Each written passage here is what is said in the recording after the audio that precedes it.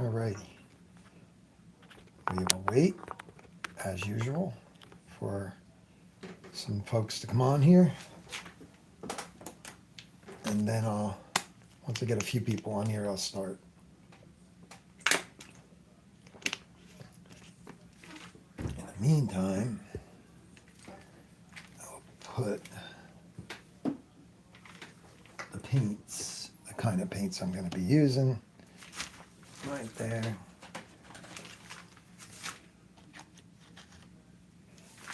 So we've got acrylics and we've got the Createx acrylic based liquid paint, airbrush, and conventional brush, the paintbrush. I'm going to unplug my charger here. Dan, how are you? How you doing? Okay, so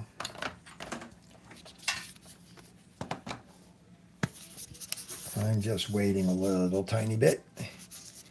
Is the sound good, Dan? Can you hear me good? Hopefully.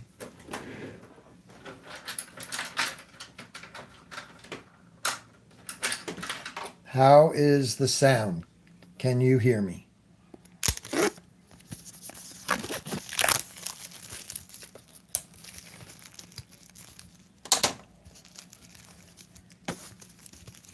Thank you. Because last week I went on and I had to go right off because the sound was not on. My holder for my cell phone turned off the volume. Michael, how you doing, Michael? That's great. That's great. So I'm going to talk airbrush, obviously, but I'm going to talk as if I'm talking to real beginning painters that are just painting without even the airbrush. So I want to talk about color theory again. I want to talk about, substrates. This is a stretch canvas. It's a cheap one, obviously, but it's from probably Walmart. It's fun to do little knockout paintings on it. So that would be considered a stretch canvas. And that's what this is here. A little stronger, a little better quality. I had a larger, here's a larger, okay, so I'm using Grumbacher paints. That's your acrylics that are in the tube. Kind of like toothpaste, you thicker, but it's similar. And then we have the Createx illustration colors, which I, mixed into for airbrushing. So I'll be airbrushing part of this. Probably paint the base down here with a paintbrush. I was going to paint the lightest color. Got back from the stores, meaning with a brush. And I got back from shopping and stuff for my wife's got family coming over. So do I. birthday weekend. So we got back kind of late, and I decided to go with what I could do, and I needed a more accurate color for this, for the lighthouse. All right, so I'm glad to see you guys here. Wow, we have 16 souls on board right at the moment. So we have the the sides are painted, and like I said, it's stretch canvas, but this is a better quality one. And if I was really, you could see like this is very like draped on there and the wood showing through. This is fun for little knockout projects. So this would be considered panel. This is panel canvas. That's good for beginners too. So I'm talking to the audience as if we're painting with acrylics and a paintbrush. Can't get that off. And I'm talking to my airbrush people too, that we're going to do both. How to combine them. And then if you can't combine them because you don't have an airbrush, and I assume most people are interested in the airbrush watching this, right? But if you don't have an airbrush and you want to get one, but you don't even know how to paint yet, maybe you could at least do acrylics, which are in your Michael's local store. Get a small set of paints. They come very small compared to this is 2 ounces. Yeah. Okay, so having said that, all you need is a little, there's better palettes, all you need is a little palette to mix some colors. I'll be doing that with the fence. And you do need color theory. So this is a panel board. It means it's cardboard like, and the canvas is draped over it. If I was really into painting canvases for fine art, I would obviously I would sand it and spray some, spray it with white sealer and back and forth until I got it as smooth as clayboard almost. Here's another painting I was working on that is far from finished, but you can see the brush work. It's got airbrush, helped create the mist, and I stopped at this point and haven't worked on it since. But just simplicity, just kind of Bob Ross kind of thing, where you got simple trees. These trees are far from done, but these are more turning the color of the mountain. They're going back further, receding. So that's atmospheric perspective. You got some mist and fog and things like that. It's fun. And the brush can make these strokes right here just by pulling up quickly. So you can have fun with a paintbrush, but enhancing it with an airbrush is a blast, no pun intended. And of course I use the gesso.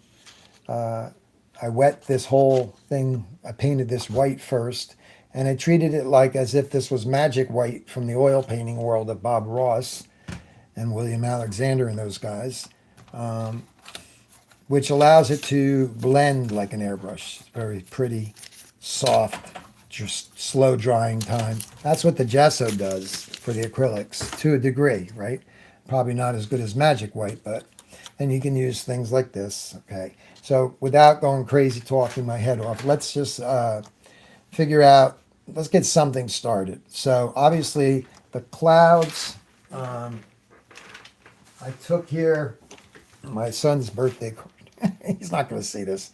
I like the clouds. I like the blue going into. This is a beautiful picture, isn't it? But it's not. This is not something I would paint because I like free images from like Unsplash.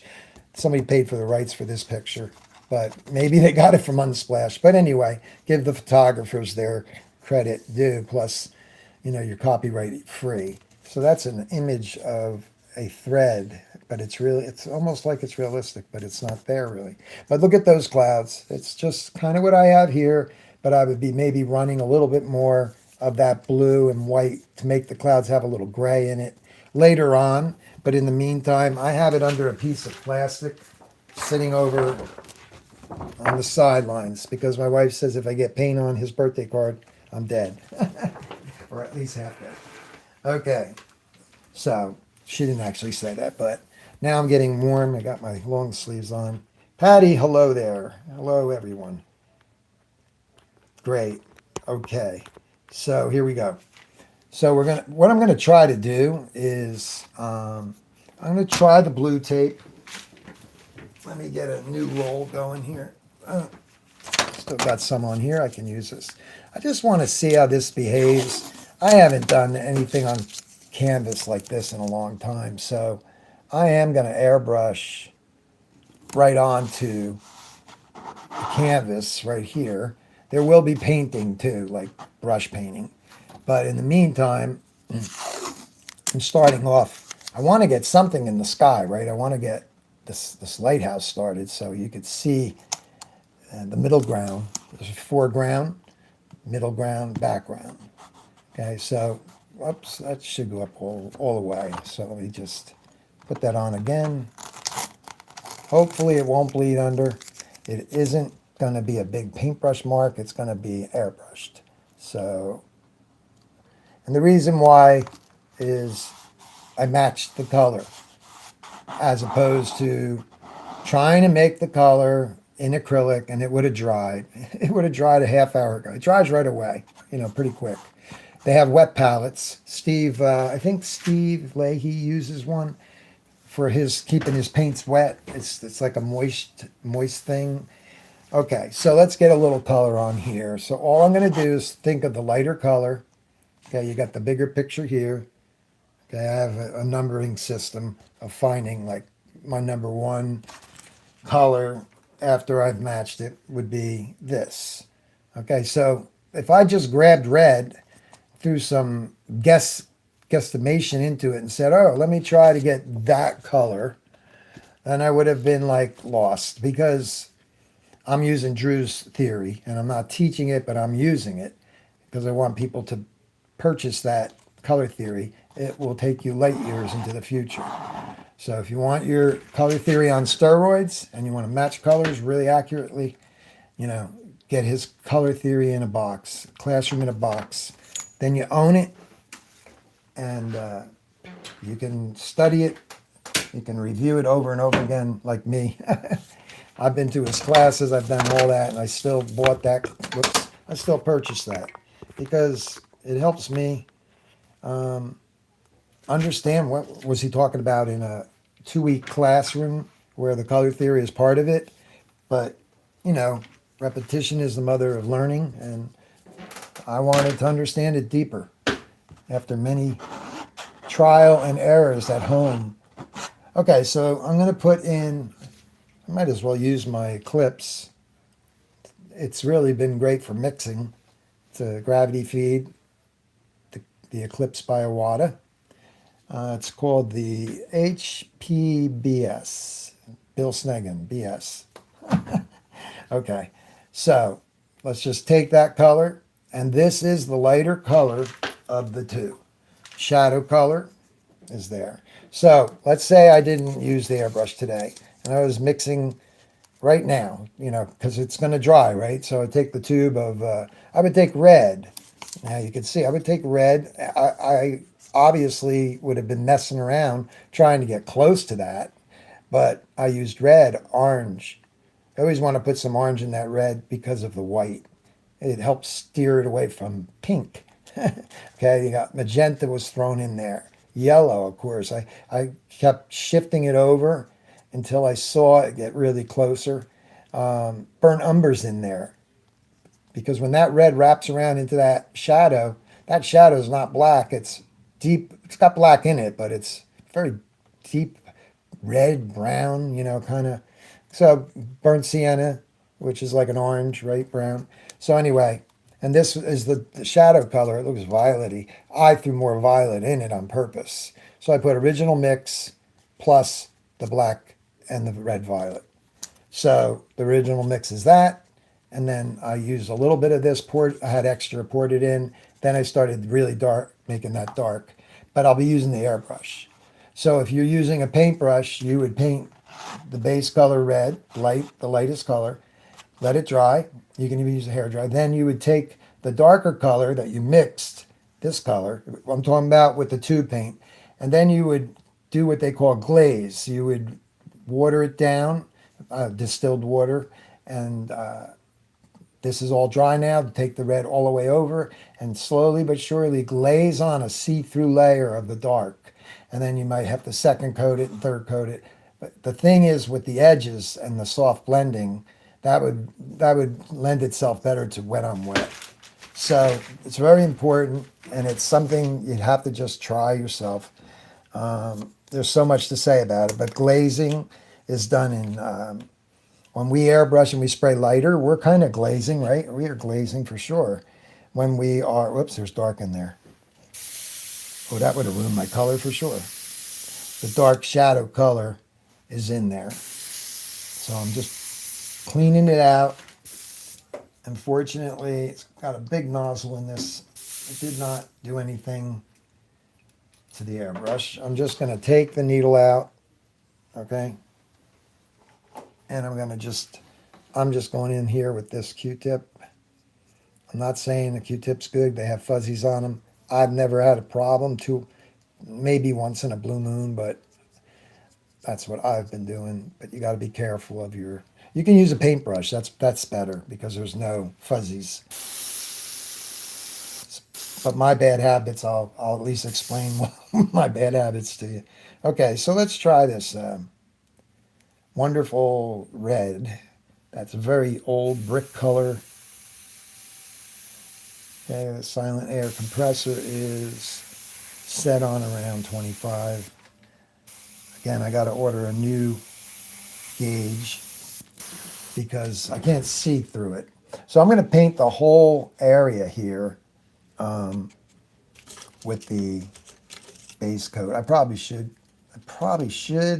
put a white base down first, but because I'll do that because it's whatchamacallit here. Let me just because it's opaque, it will cover that, but I want it on a pure white. So I just have that little palette on the side. All I'm going to do is just put a little bit out right there.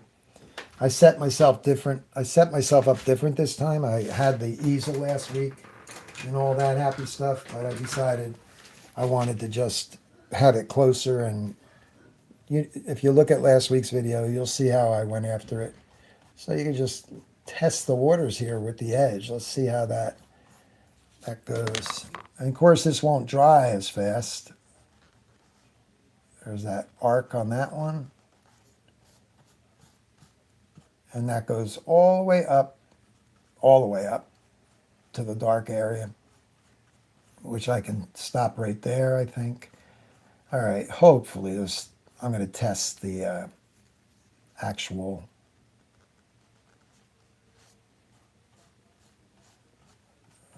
tape there. I'm not finishing my sentences. I don't know why. I guess I've done that for forever, but I'm one step ahead of myself thinking all the time. Okay, that's working great. Okay, so this is not going to be paint coming out now. Yeah, a hairdryer definitely, but because I don't mind painting wet on the wet there, I am drying that with the air. And that is it's right in my hand, as convenient as that is, and that dried. Pretty much dries it. It's drying it. The hair dryer I used all the time for this acrylics. Okay, so we know that the whole thing has to be painted. Put the light color under. Let's just get that shape caught right there. Okay, and I missed a little bit there, so we'll turn this stencil, Mylar stencil, down. And see, a little bit of that went through the openings, but it went on the tape. All right, so this is here's spraying it at 10%, right? Very light. But I mixed the color to match. Now there are other reds.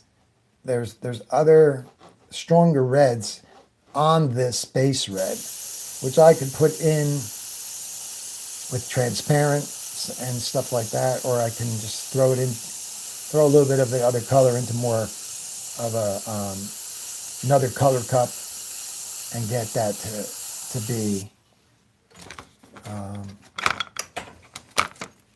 whatever you want to call it. Just get it to follow suit. There we go. Now the 100% of spraying this would be second coating. Just want to dust it on. Somebody was asking on one of the beginning airbrush pages about how do I blend. This is basically, you just want to do a pass. I call it, when we were doing it with the t-shirts in the school, I would say to the students something like, okay, if the top of this is that color, this is pass 1, pass 2, overlap, same amount of air, same distance, right? And that means you're going to get a consistent, like a sky color or whatever. So you just want to overlap and not skip. Like if you were cutting the lawn and you didn't overlap on that last cut, you wouldn't get the blend. And then if you get darker here, you can go back in, start doing gradation, pull far away. I'm about 7-8 inches away from the surface. And that's a way to blend it. So just practice your dots, make sure your dots are coming out like dots. If they're not, it could be tip dry. More air, more volume here, so you can really get those dots to be. And then that same dot that say pulled back to about a 3, meaning 1, 2, 3, there were shifters, it pulled out would look like that. Now, a bigger dot pulled out would look like that. darker, right? So just practice things like that. Practice your feather strokes. That's a dagger stroke there. Practice feather strokes. They're very soft. When you think about doing a portrait and you're staying inside the shape of the face, you're doing a lot of soft feather strokes. That's the chin down there, and that's going to be, well, I ruined it with that. But you get the idea. The neck would be here, make a muscle guy. Big neck here. Have that feather stroke ready to work with you, and then you can start learning how to shade and stay in the lines. And there's underneath the chin, etc. So anyway, just one more thing we'll do with a circle template, just for the beginners. This is just for the beginners. Okay, so we got an oval template. Who cares, right? So you want to just have the air on, put back on the paint, and go around. I'm not telling you anything new to the experts that are on here, but this is for people that are just learning too. So you get that sphere egg-like shape. You can do all kinds of stuff to that shape. You could make that get darker over in this end, real dark. Spray a lot on the stencil at that point, and you start getting more. You could cast a shadow. Let's see, aim the airbrush this way. A lot of air pressure for this.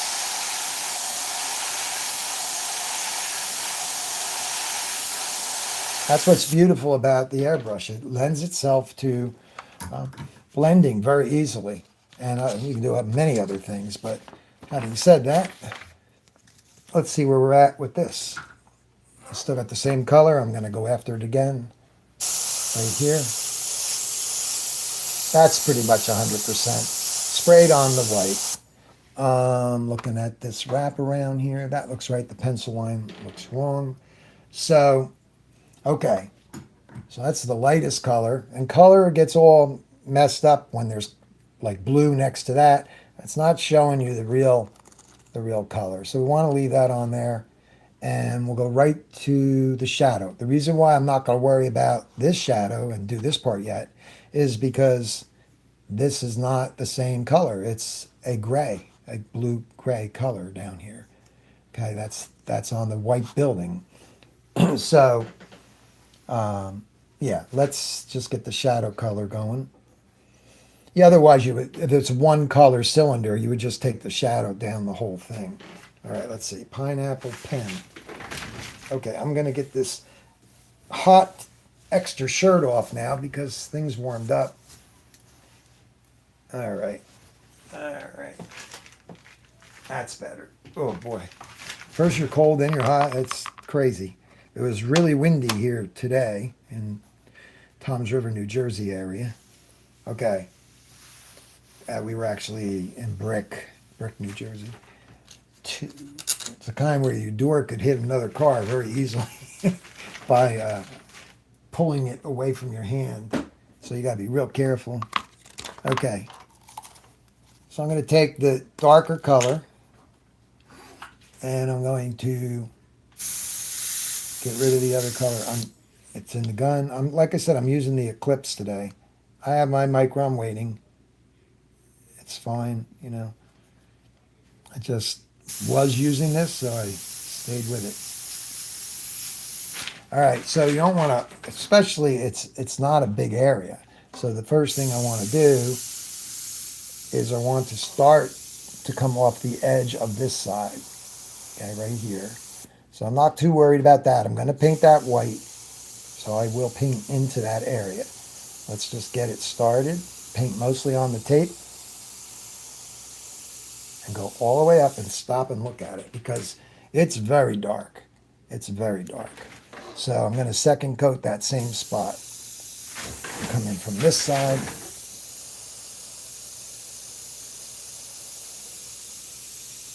Not trying to blow it out too far because it will diffuse by itself. I'm just going to paint on the tape and let that go on to the surface. Okay, so that's probably good. I'm going to go over on the edge again a little bit darker on the tape.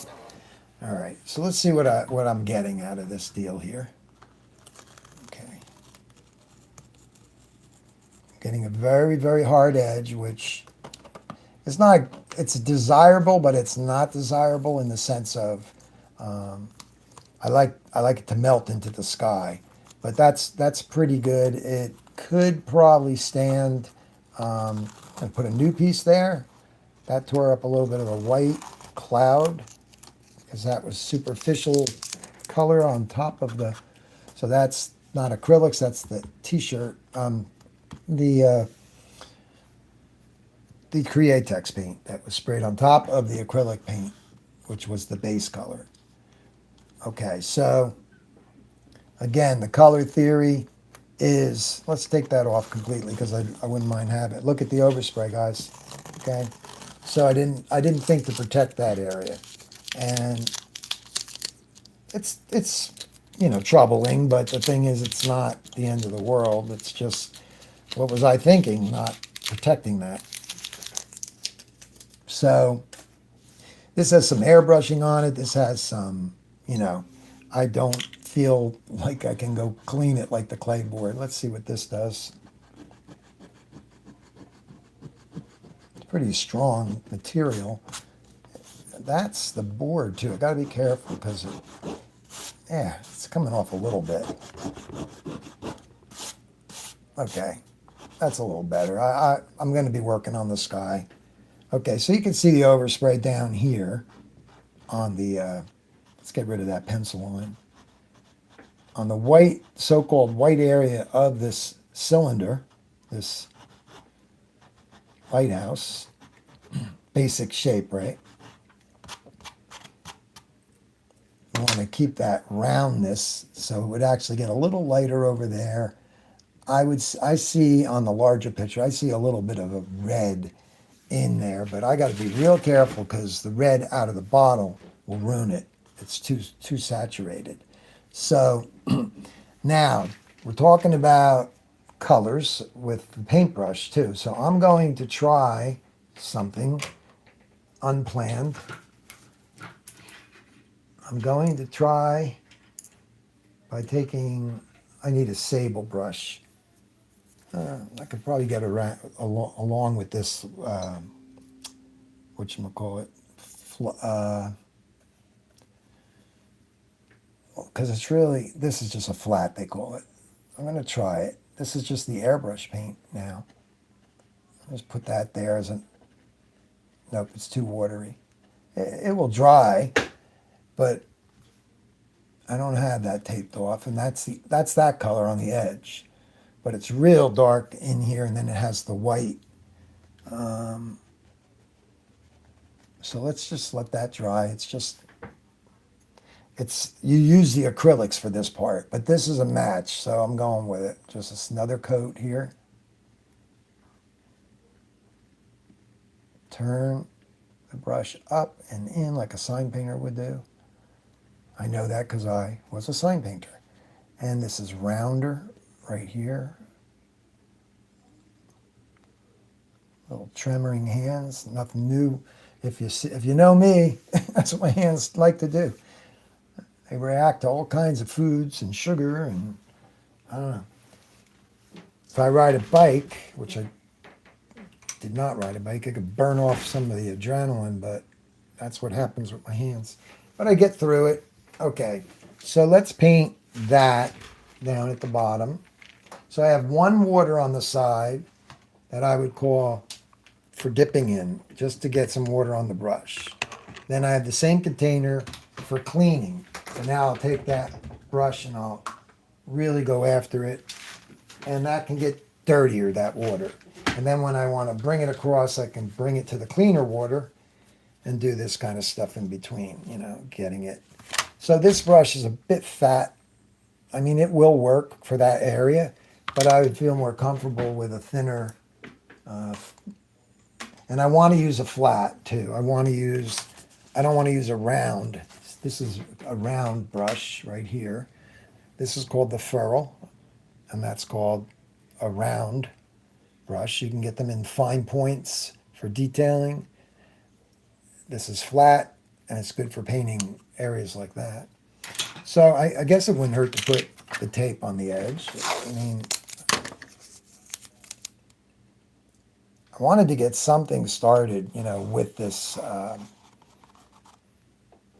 this building so that we can have a little fun and see more than just a sky and some bushes and things like that. The fence should be fun too. And we want to go right there. Just fingernail it. Okay. So now we want to go with the white. I'm just basically using the gesso white, which is right here. And that's not drying. Now, if that was the white out of the tube, so I recommend if you're going to buy acrylics, get gesso. Get a good brand too. Don't just use the white from the tube because it's thick and it's very just hard to maneuver. It's very thick. Just take that right over to the side there. Now I have a base for that, and I can cut across this way, like get closer and get up there and just kind of walk it. A little color's trying to come out there. That's all right. This is going to be gray anyway, but not red. So I got to clean the brush again. So the ferrule was holding some color in there, and it started to squeeze out onto the painting when I press harder. So we're going to go right up to here, and I'm going to kind of swing this across, get that off there. I'll get it paletted out a little bit right there.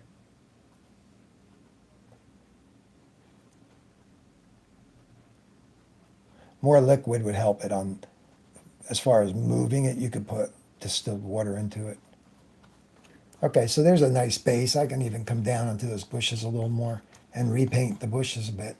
Okay, so again, hair dryer and or airbrush.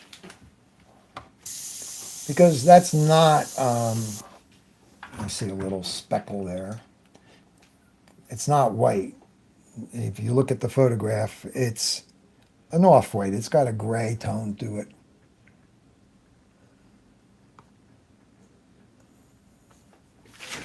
A little stabilizer for my hand here.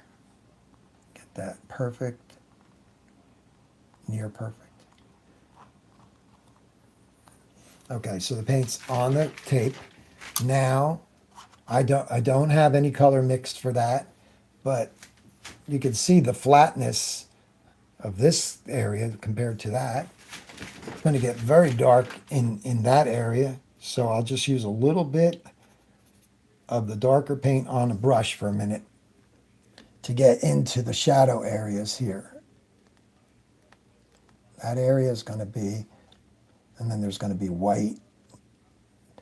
I guess there's some kind of supports, I'm not sure exactly, that hold up that. I'm just leaving a little mark of where they go. So now that's going to look up under it, but the airbrush will come in with the shadow because the shadow cuts across. Okay, I hope my arm's not blocking. It's not too bad. The canvas isn't too bad.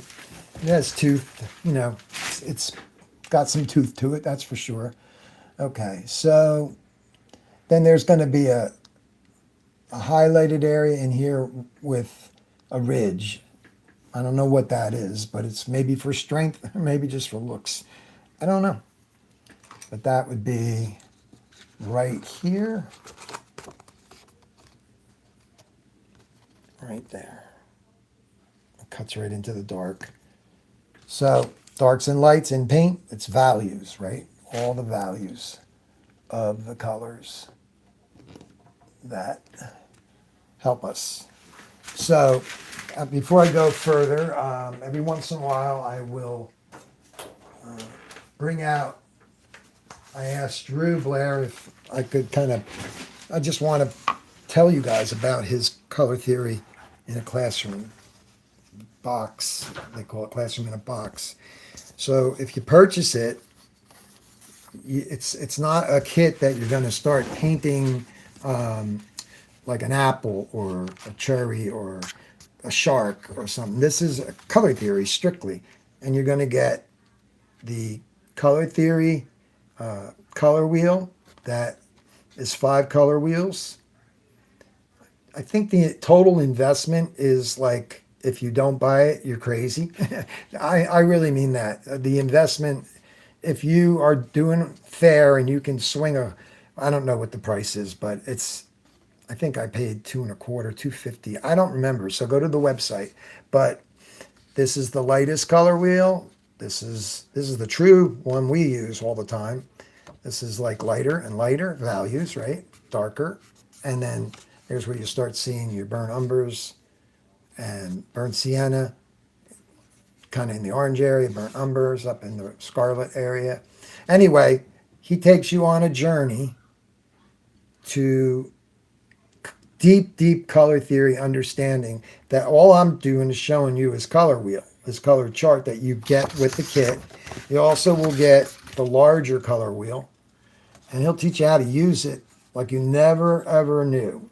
And even if you're just an acrylic painter, a watercolorist, if you're just not using the airbrush or using the airbrush, especially using the airbrush, this when you got about an hour video, I think you own it for life. You buy it, it comes through an email, and he will. I always listen to it over and over again until I start to understand it in the deeper sense, and it's deep. But in the end, if you really want to learn how to match a color, you know, like for example, scarlet starts going into the red, you know. But what if your color is somewhere grayed out? That's the kind of stuff he's going to teach you. How to make a color not only get to the right hue, he's going to help you understand value, how to not waste paint when you're starting to mix colors and you want to kind of get the light and dark part, and then you want to start adjusting it, and he'll show you how to do all that. And take advantage of it because it's there, and you won't regret it. I tell it to people on Facebook and stuff. You won't regret it. It'll take you like years to learn on your own, but if you take his class and you own it, like I said, you don't have to pay to go to a seminar, which he has those too. Not seminars. He has classrooms that you go to his school. He has virtual classrooms. But the color theory is what I would recommend before you start buying all kinds of... that's my... if you know a lot of color theory and you've been to Drew's school, then you're probably ready to go paint the tiger or the shark and make the coral reef look like it's 3D, HD coming at you, exact colors, the everything that you can imagine. All right, so we've got some glazing to do here. So let's try some glazing now, maybe with a... Well, first of all, this color is a little bit off. It's got a little tinge of black in it. I'll use the paintbrush because this part we'll use the paintbrush. The shadow I'll try to do with glazing so you can see what I mean in case you don't have an airbrush. So hang in there. I'm trying to move things around. And then your basic color wheel. That was an airbrush color wheel. You can buy these in the store, and it will explain to you about opposites. Violet is the opposite. Violet is of yellow. It's the darkest color on the color wheel, the lightest color. And you can think of teams like the Lakers, and then you got red and green over here. Red, and the opposite of red is green, and vice versa. And they will gray each other. They will do things to each other. You need to know primary colors, red, yellow, blue. You're going to get red. Red mixed into orange is going to give you what? Think about it. Well, orange is the secondary color. I'm sorry. Red mixed into your blue is going to give you your violet. Supposedly, that's kind of general thinking.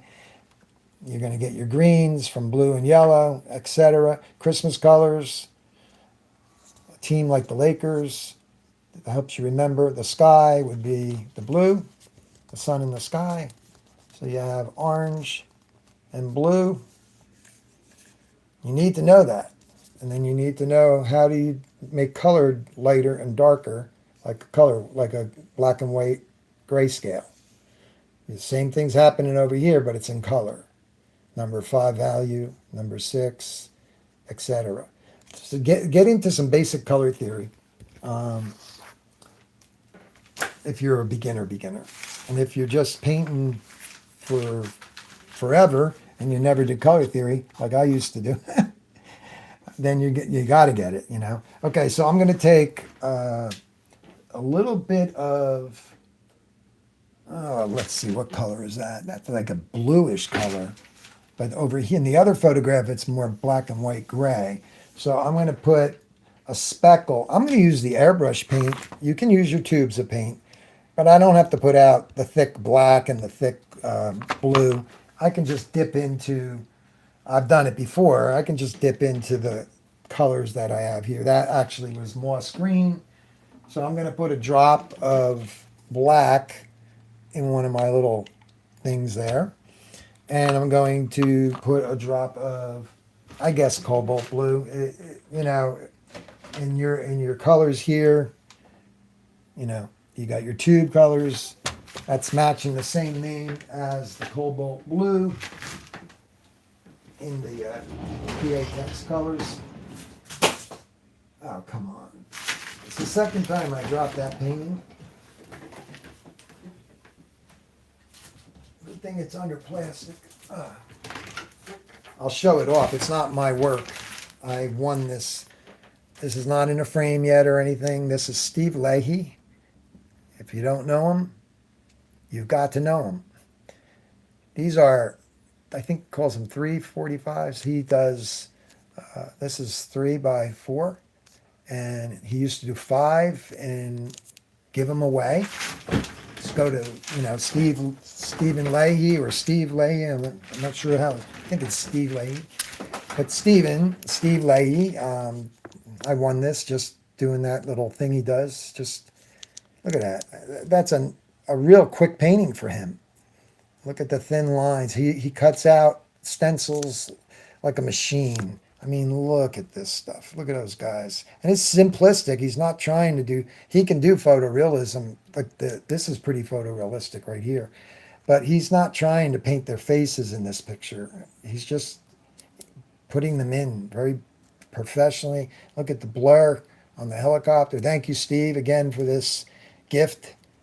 Really great.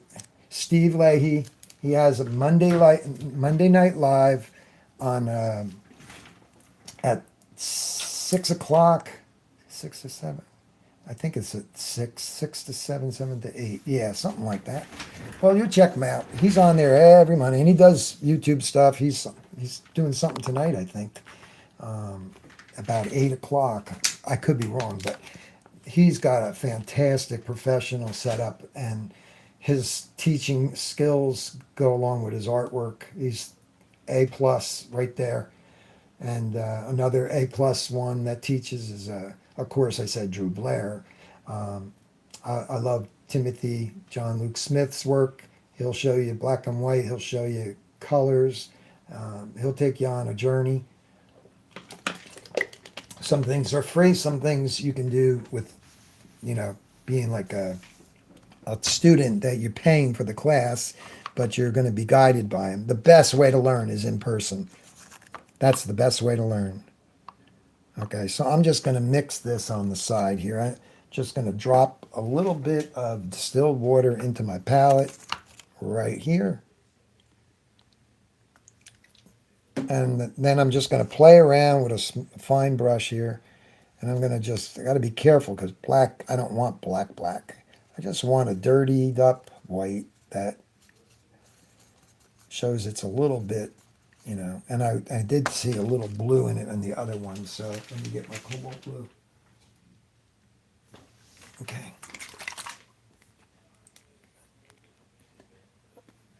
I hope the volume's still good, and I see some people still on here, so that's great. It looks like we got about 11 for you folks out there in the world of the internet. This is a different world we live in today, right? Okay, so that's going on thick. That's where I would want the brush that would put it in quicker. I got to get there quick. And a flat brush like this will work good. I have liquid on it, and it's starting to just give me a little gray white. It's hardly noticeable, but it's there.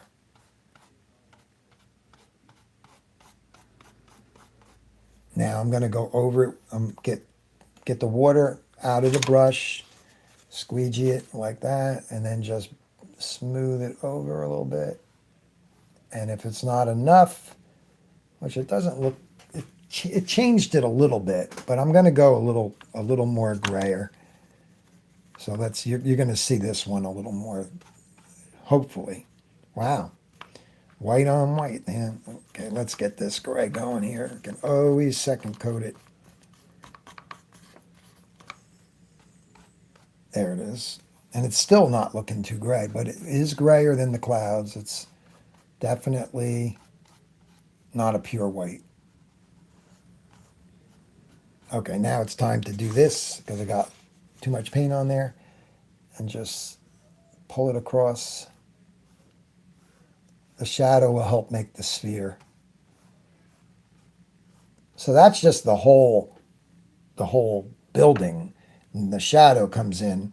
So we're going to come in with a little of a blue.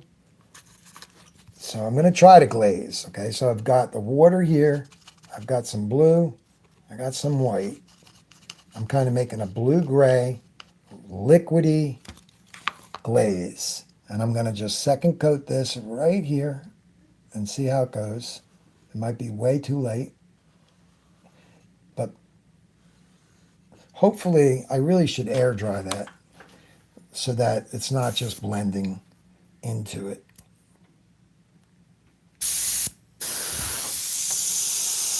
Got a lot of air going on it. Otherwise, you just take the airbrush with the right color in there and you spray like I did up there, and you're done. But I'm trying to show you two ways of painting this. So I'm going to go a little darker, get that blue happening a little bit more, and try to pull this. I'll paint on here first and then just pull it down. There it is. It's showing up now a little bit. Let it dry because you're glazing it. And match it up to the dark reddish brown one.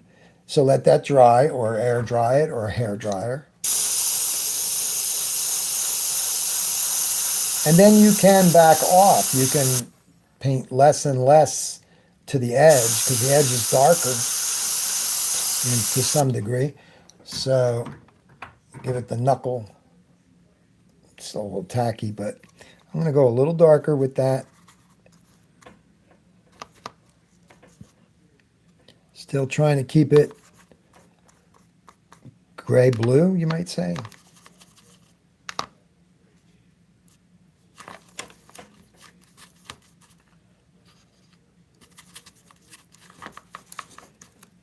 Very watery. Just dancing around in the bottom here make sure it's watery. I'll just go a little bit out onto there.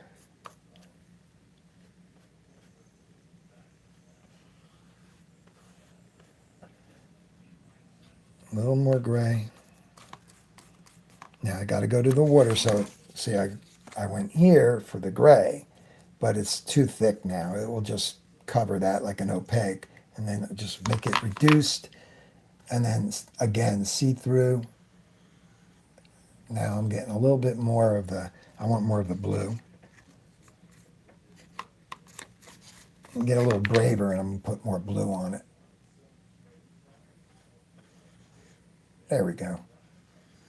It's kind of hard to get that melt, but it's kind of a fuzzy edge. It's not really, I'm talking about this edge out here. The taped off edge is one thing, but Oh, don't dirty up the nice airbrush area.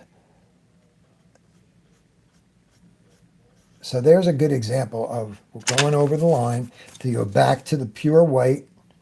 So I need that white right now, this white, and I'm going to put a drop on there.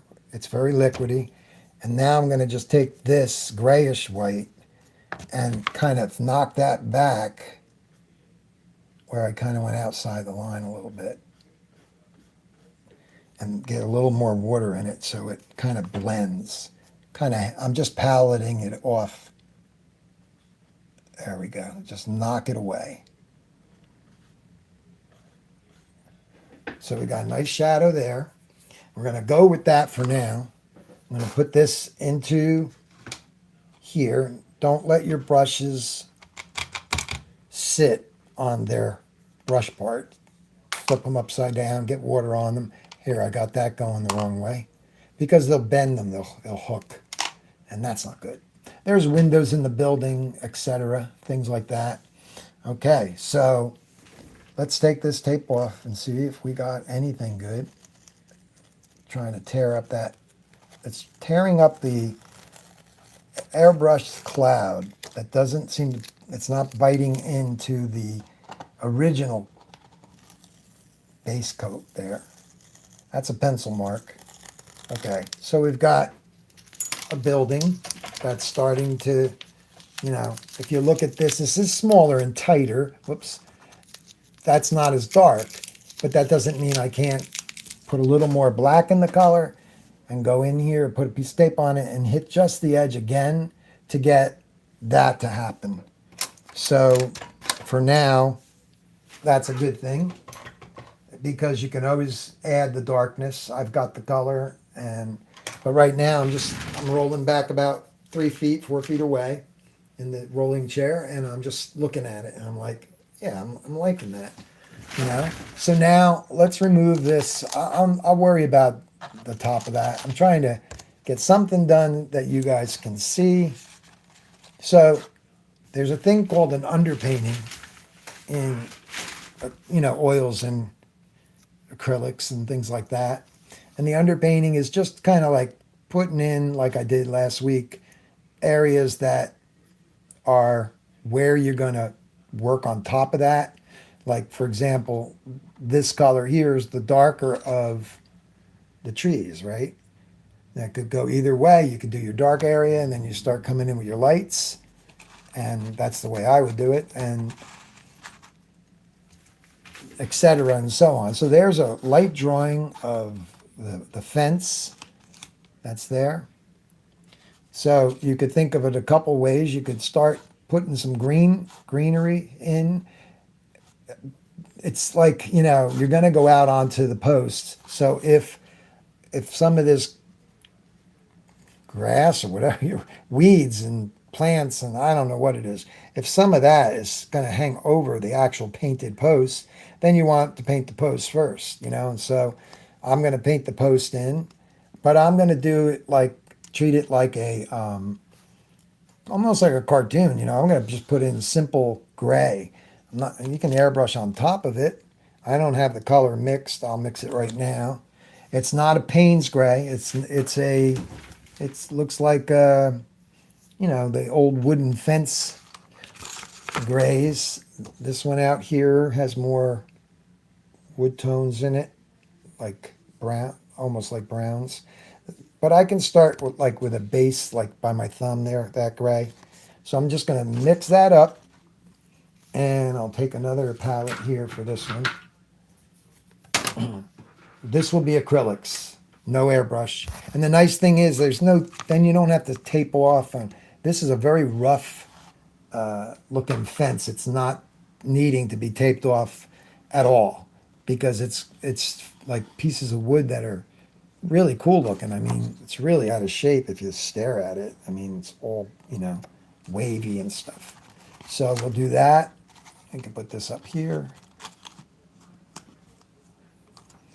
And you can start moving along. But like I said, you could fill this in with the lightest grass color, like that one, just as a quick background, just to kind of find the fence. So it could go either way. So I'll do that first, I think, just to put something in there. So I'm going to take, where's my paints? Oh yeah, they're over here. I'll take some yellow. This is just blocking it in. That's all it is. You got yellow and yellow ochre, okay, which this yellow does not come in the set that I have with the Createx. So this would be more of the weed color down here, the straw looking, and the greenery. So I'm gonna put in a little bit of greenery. So let's just look at the painting. All I did was squirt that out there. The sand, okay, the sand is right in this area. So let's think about that. And I'm saying this is just having a little fun and not photorealistically matching colors or anything like that. Just kind of optical blending. And I'm going to use, I could either use a round sable and get in here like that, soft brush, or I can use a flat with a little bit more width. Got lots of brushes here and many cups full. Okay, so let's get, I love this brush. It's called a filbert. And what it is it's a flat, but they shape it round. It's great for clouds and circular work because I'll just do a little bit right here, a little highlight. You can just kind of work it in a square brush won't work good in that area. If you want to leave thick paint on the painting because you're doing acrylics, you could come in and do that too. But the filberts are great. You can kind of stumble it in there like that and get that to look nice. Let's do one more little highlight with it. And for the very, very, very beginner, this is paletting. This is a palette, and this is paletting the brush. Okay, so you're just gonna work it out, and then you bring it over and just put in some strong highlights near the top of the clouds. You can airbrush into them later. I'll do a little bit of that under that cloud, just so it has a little more look to it. But the blue is in there. You can have all kinds of fun, you know. I'm gonna put this white back down in here because it got kind of messed up with the I guess the pencils and the erasing and all that stuff. I'm just going around in circles, stumbling it in, making it look pretty next to that sky blue. Okay, so I see a little area that is still the bush underneath there. Okay, so like across the way, the color I'm about to mix will be good for the sandy beach. Okay, so we're going to take a fine brush. It's faster moving too. And what do? I put the brush on the wrong flip side there. Okay, so across the way here, and we'll look at the bigger one, across the water is a beach right here, and I don't have that in there. So I'm just going to take the white right now. I'll put a little, no, it's pretty white. I'll dirty it up with some brown, I guess. So I'm just going like that. Where's my water? I don't have water in this one. Distilled water sitting in that little well. This is not how I paint. I'm trying to show you the palette a little bit.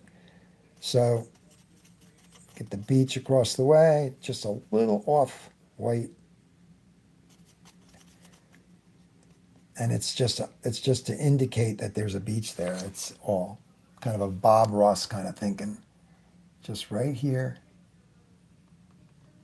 Take it across. And of course that's not enough, so we will do more. It's pretty watery, but I can go into the thicker paint. And then you want to twirl the brush like that. Twirl it, get that point. Don't just go like that and bring it over. Get that point back on there. And maybe a little more thicker. Okay, so now we're going to come over here, and I'm looking at the real picture, and it's about that big. It's not perfect. It's supposed to be thicker and thin in different areas. So it's a start. It's to tell me, hey, that's across the way. That's a little separation of sand, and maybe some people swim over there or whatever. Let's see, if this is the lighthouse, that might be Island Beach State Park, which is separated by the waters. I don't know though, but there is water. The boats go in there, and they have to have land, and then peninsulas, I guess. Long Beach Island is no, that's an island. I guess seaside area, and the Island Beach State Park would be a peninsula because it does go all the way up. It goes all the way up to Point Pleasant Beach. And anyway, you know what a peninsula is, and you know what a island is. Okay, you need bridges for islands, right? Okay, so let second coat that one more time. I can put it in bright too because it's really far away, and you can tint it like I showed you with the glazing. I just need something there. You are fighting the bumps in the canvas. Okay, so we got that. Now I'm going to take that same color. I'm going to look for a sand color here. So I could take brown and try a little bit of this. I'm just doing a microscopic test here. There we go. You can see it. Now that's it's pure white almost. So you take that same, there it is, you know, pretty much the sand color. Just for a block in. So we use a bigger brush. Go back to my flat. Medium size flat, whatever you want to call it. What I've got, that's what I'm going to use. Like that, a little bit of water, a little bit of that color again. Too much of that color, too much yellow. Go back to the brown, push it around, and then go over here to the white and just use the whiter part because it's even whiter than that. So it's too watery. So I'm going to put, I'm going to put the white right out there like that. And I'm going to mix it right on the canvas and let that kind of sand color just cut around the fence. There'll be shadows in it. That's where the airbrush can come in, right down here. It's just a light tint of color that will show up when the fence color is put in. And adjustments can be made. And if I want it to be more photorealistic as far as matching it, that's where the Drew Blair stuff comes in. Or if you're fantastic at mixing colors without that, God bless you, you know, that kind of thing. There's probably a little sand out in here. You're not going to see it too much. Just put a little color there. Okay, representing sand. It gets a little more like beige color in here. Just kind of putting something in between the fence. There, that's greenery, but I could still block it in with a color, just so you guys can start to see the fence.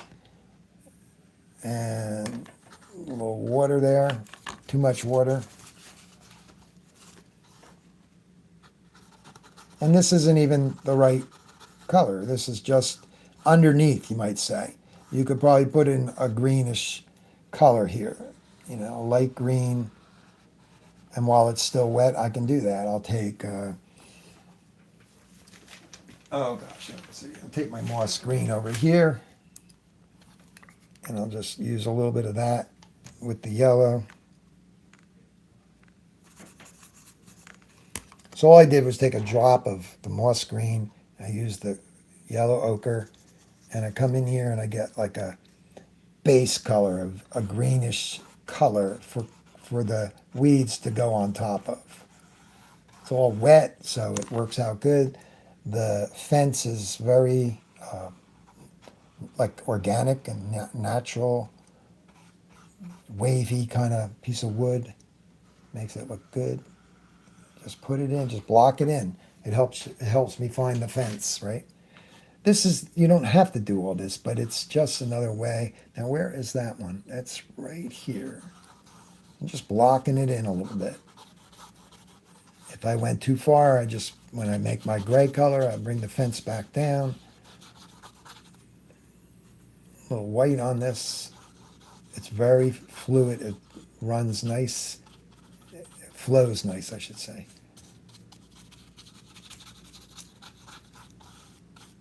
That's going to be grass. Let's go into a little bit more green.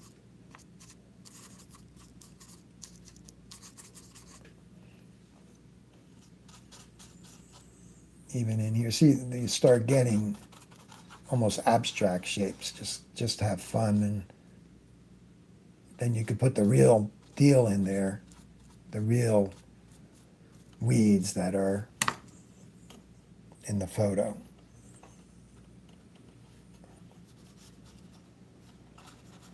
So it's two styles of painting. That gives you a rough of finding. It's almost like I'm watercoloring right now. So I want to just kind of bring this over onto the side of the painting. Sorry.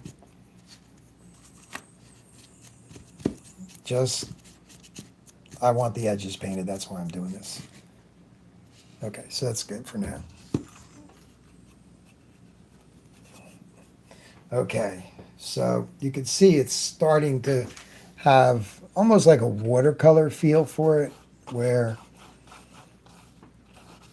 there's something going on. They're showing the fence up. It's a fun, fast way to paint. And you can stop at any degree. I mean, maybe in my class with the children, they would be happy with just this, just this color here. They'd be like, and then I'd come over as the teacher and say, all right, let's do, no, it's done, Mr. Bill. It's like, oh, okay. It's like, we could do, no, it's done, Mr. Bill. I like it the way it is. I want to go home. All the kids that came out to the classes. Sometimes we would have like 90 students on the register. Like they would be part of the monthly flow of students when it was before 2008 and things weren't falling apart. And then it all started to change along with the hurricane that we had, Hurricane Sandy. I don't even like to hear that, Hurricane Sandy, but that's what happened. All right, so there's grass out here too. I can get even into it just to remind myself that this area is a little darker green. So you could just put in a little darker green, and if you want to get darker even, you can start putting it in. There's the fence. This is like, going to go this way, just cut it across. Again, like I said, it needs no taping because it's going to be, and it's a back and forth thing. If you ruin the fence, if you start going up into the fence area, it doesn't matter because it's so forgiving. Acrylics are so forgiving because you can come back in with your gray.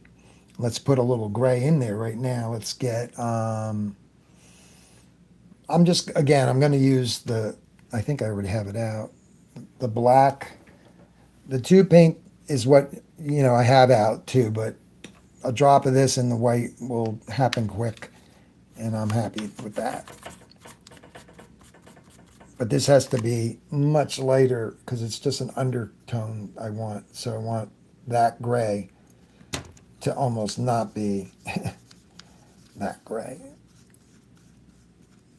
Let's just see. No, that's too much. So palette that away and like that. Just bring it across. Cover the green that's there. Of course, you got to go back and forth a little bit. And you start seeing the fence, the base of the fence in there. And even in that fence, there's a lot of golden colors down in here. A lot of water there. Just a watercolory kind of rendition of it. No details yet. None. This goes here. There's super highlights on top of that fence.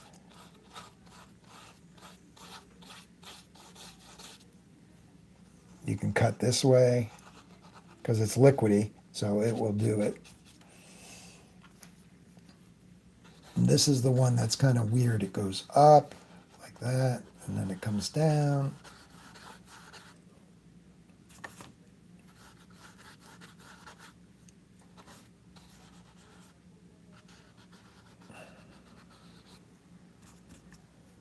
You can do this too. You can turn it upside down so I can work off of my hand won't get wet there, and I can just kind of cut that in. It's a weird shape. Like I said, it goes fat to skinny. It's a nice plank, you know, like that. You can do lights and darks. You can show that if an area is going to be darker and there's a lot of highlights here, you can come in with the highlight and let yourself know that this is going to be lighter, except that's still wet, so it's not going to work. Okay, I'm just kind of putting it in like that, sloppily. And yeah, we can get a little more brown going on here.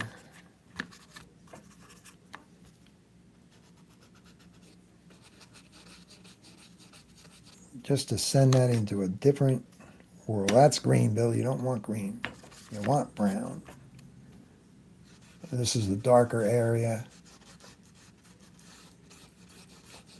But again, you can just kind of blend it. Sometimes you'll get wood grain just using the right brush.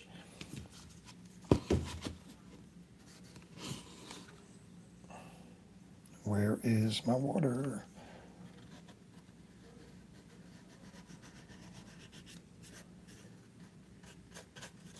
You can do see-through, glazing, where you can still let the pencil line show. And that will help me because that's where the wood connects, so I can still see through it.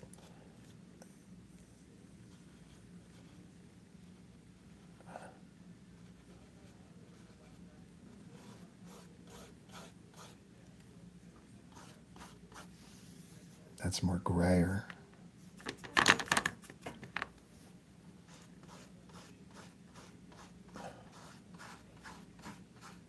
I'm just base coating it in, that's all. Just to have something. It goes up on an angle, so you just cut it that way.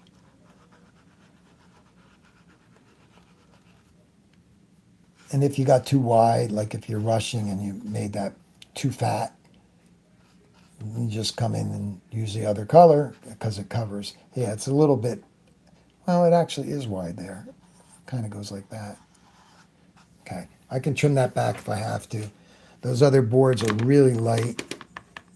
They're like super light, so I could just put them in lighter, more white.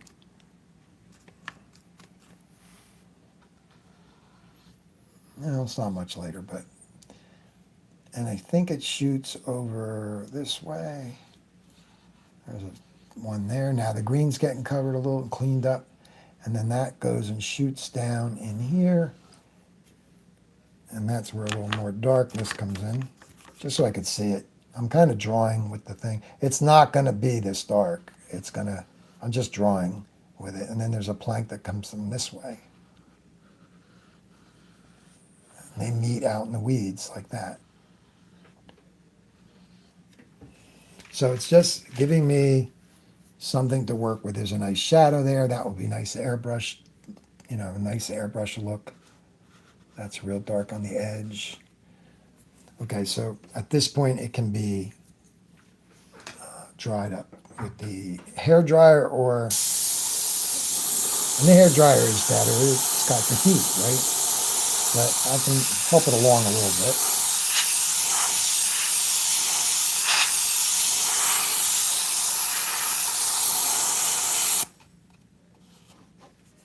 Okay, so let's look at the painting without this on it.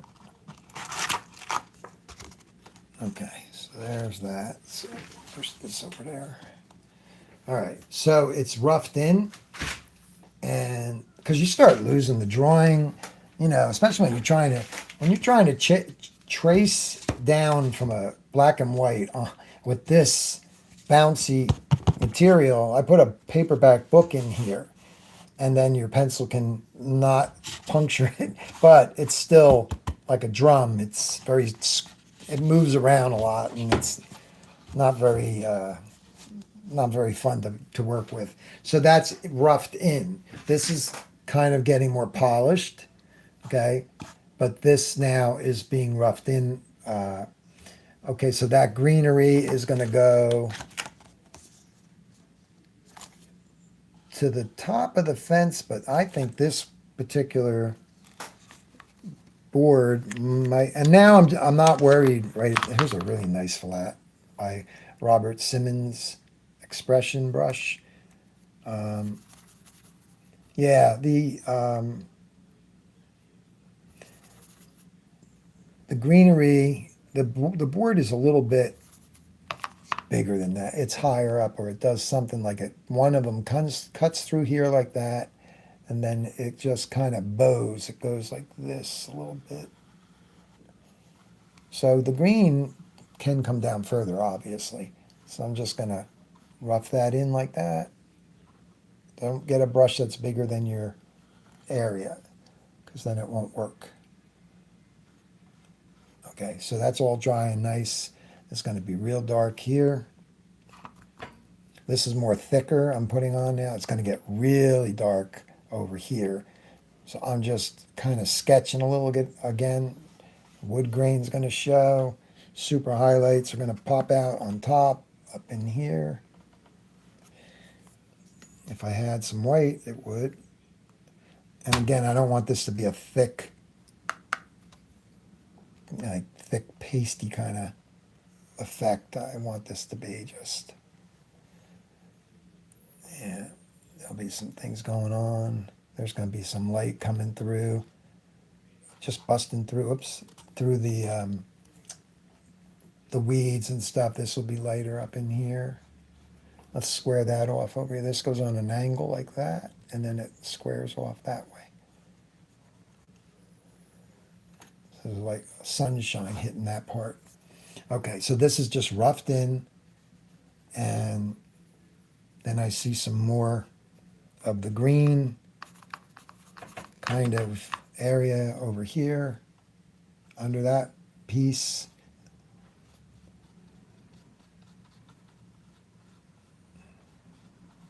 Not the right colors. Nothing's trying to be.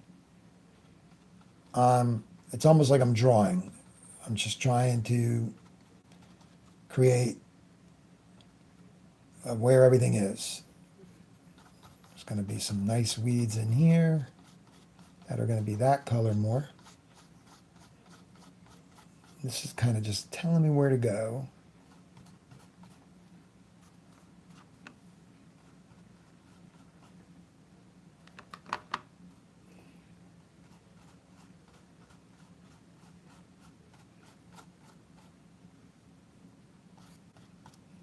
Let's just get back into the darker green here.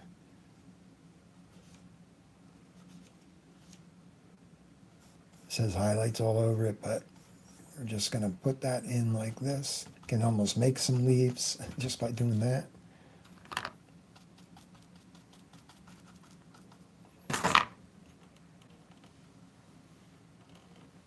I haven't looked at comments, so I don't know if there's anybody talking. Okay, so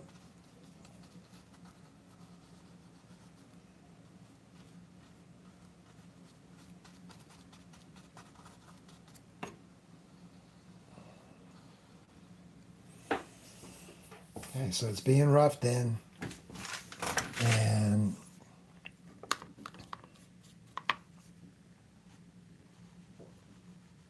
get rid of the white, you know.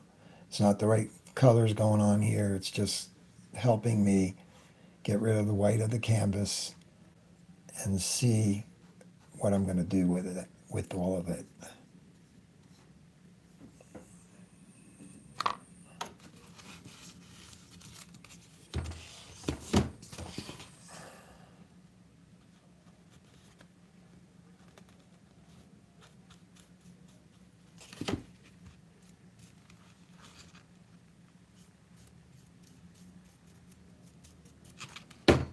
Trees.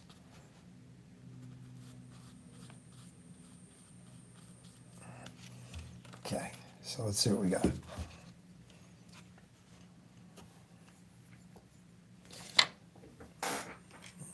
can go back to your fine brush. I'm doing the very thing I said, man, I did it to the other one, now I'm doing it to this one. meaning putting the brush,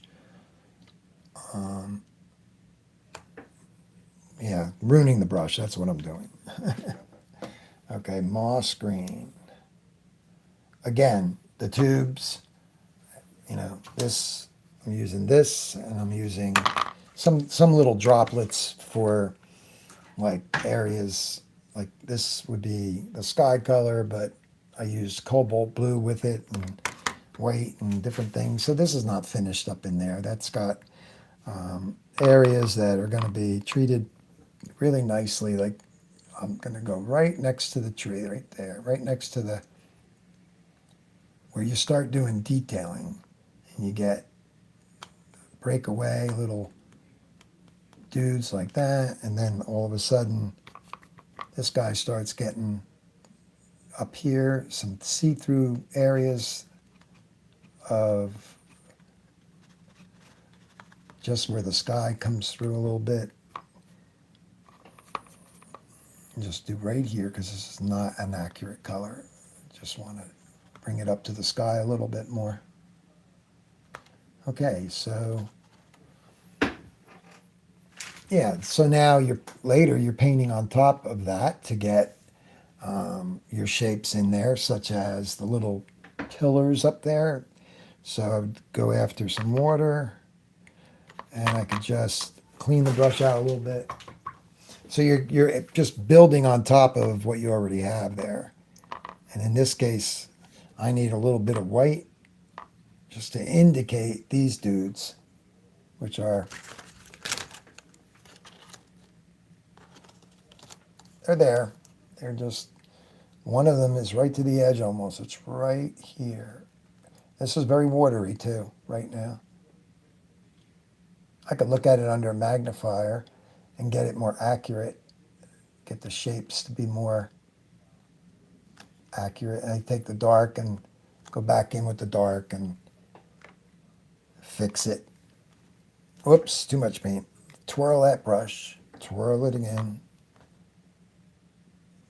I'm just putting these in big right now just to see them. And I'll go back at that. Whoops, this is more straighter. So, and I'll cut it with the dark because there's even going to be a lighter area. It's almost like a golden color right here. It's like a band goes across, and you have to get that right curve or else it will look horrible. So you can go back in with the dark when that dries and start looking for the windows. They're going to be framed, like this window is going to have the frame. Two little dark window spots. I'll show you on the bigger one. It's like a cinder block, you know, right there. That's cool looking. So, all right. Again, I want to look at the thing from a distance and see what I can do. We're going to look at that photograph of the birthday card. And I'm going to start thinking of the richer blues. I'm leaving this sky behind in the sense of I like this better. I just like it. Gray blues, you know, it's really nice. And they're not nothing to that birthday card. Okay, so let me see where I'm at time-wise. 1:20. Okay, we've got some people here. So thanks for the likes, guys. I appreciate that. And yeah, it's always nice to see that.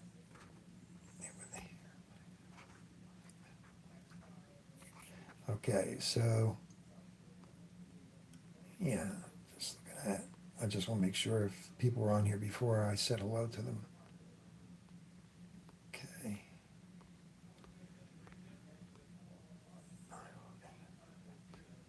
All right.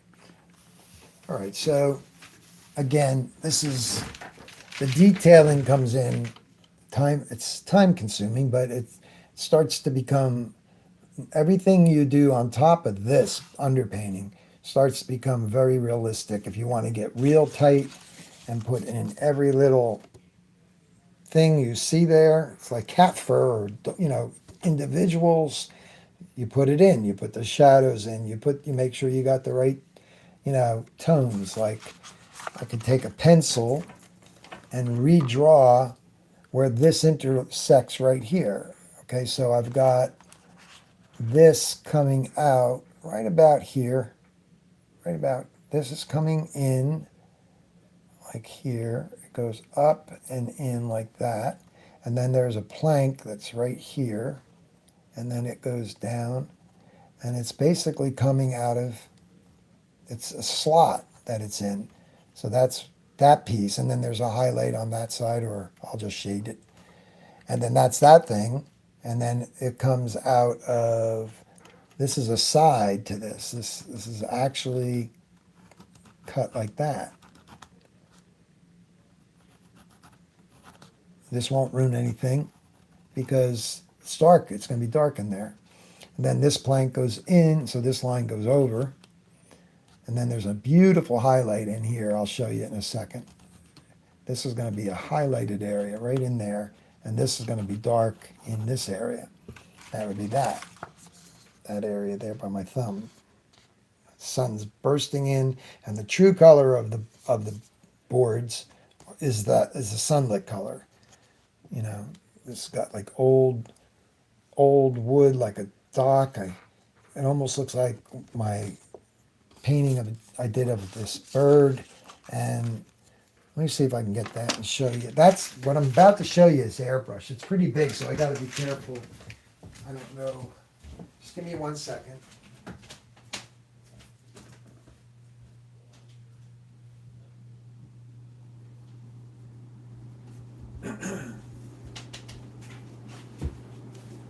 All right, I got to kind of drop this in because this is way bigger. So let me just find my way around this light and feed this in here, framed and hanging in the living room. Okay. Get that back in there and move my paints. Should have done that first. Okay, so we'll just settle that down on there. So what we have here with some of the wood is mosses on it. There's cracks. That's the detailing, And you could see that this board is out of focus. But if you look real close there, you can see through. You can see through it, like part of the wood is showing through. That's the wonders of the airbrush, right? The foreground is out of focus, and the bird is on a piling, and it just all kind of goes away. So I got this to a point where it's really not 100% finished. You got some hard edges that don't belong, but I just stuck it on the wall in the living room. Nice little frame on it, and I can always work on it still. There's no glass on it, you notice, because it's too shiny. You could get museum glass. Let me put this back out there.